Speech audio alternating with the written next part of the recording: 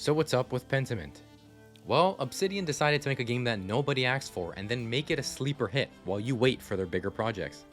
You play as Andreas Mahler. Mahler, I don't know. Andreas Mahler is tasked with solving murders in a small town in Germany. Andreas is an artist with a limited past, so who he is right now is up to you.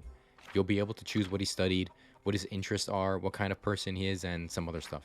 The town just kind of decides that Andreas is the one to investigate all the leads, so you have a limited time to snoop around as much as you can before you need to pick a killer. As you speak with the people of tasking, they will point fingers at each other to try and persuade your decision. You get suspended from your job for story reasons, so your days are divided into work times and meal times. Work allows you to roam around town looking for clues and interviewing people, and meal times, which let you choose a family to eat with, which usually just turns into gossip, giving you backstory on some of the people that you're investigating. These meal sections can really throw you off because every family has their own motives. They may hold a grudge with someone else in the town or just have varying political views, and that will skew the information that they provide to you.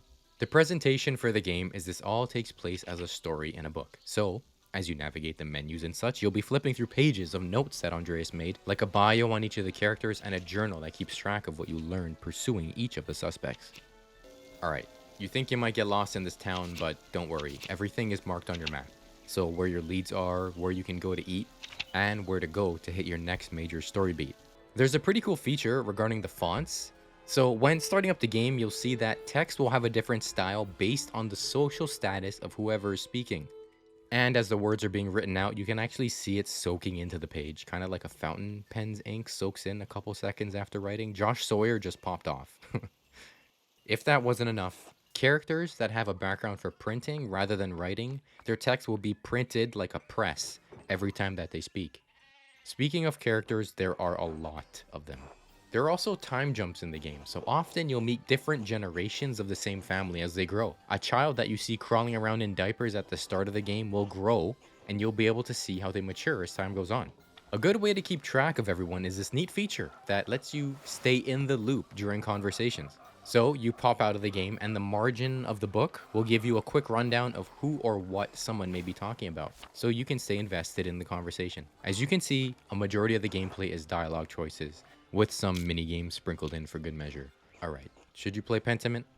Well, it's the perfect game if you want to hear this dude sing in the church.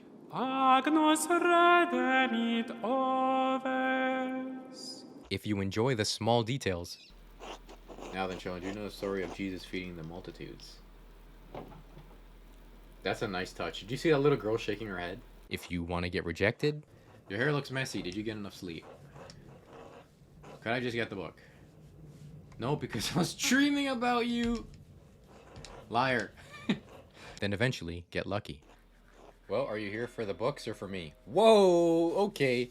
Okay, you know how to answer. I was walking in my sleep. A book. The library is so poorly organized. I was looking for clues, trying to figure out who killed the Baron. You, of course. Okay. Okay, you know. Alright, what's up, everyone? Thanks for watching. Honestly, I wasn't really expecting to like Pentiment as much as I did.